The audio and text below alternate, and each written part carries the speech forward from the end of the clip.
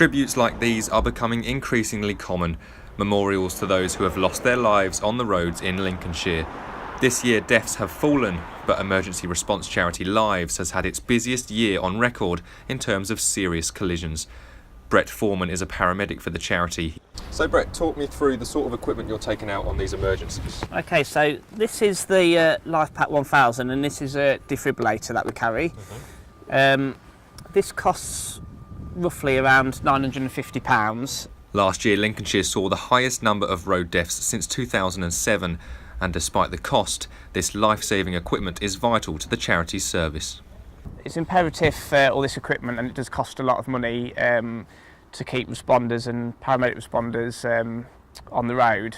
It's vital bits of equipment that we need on a daily basis when we go to different scenarios. The charity responded to more than 800 people between January and August, 18% more than in the same period last year, and Brett explained the reasons for the increase. I just think it's simply people aren't driving to the road conditions, being aware of their speed, and not driving to their capabilities really. Are you going to find in the near future that you're pushed in terms of resources to deal with these effectively? Yeah, potentially, if there's more serious accidents and more serious incidents that require us to attend. So is it possible in the near future that we could see more people dying on Lincolnshire's roads? That's potentially correct, yes. Just due to not having enough resources arriving on scene in a adequate time to potentially be the difference between saving someone's life and unfortunately them dying. In 2015, the Lincolnshire Road Safety Partnership set out its target for reducing the number of deaths in the county. By 2020, the Lincolnshire Road Safety Partnership aims to reduce the number of people killed or seriously injured on Lincolnshire's roads by 20%.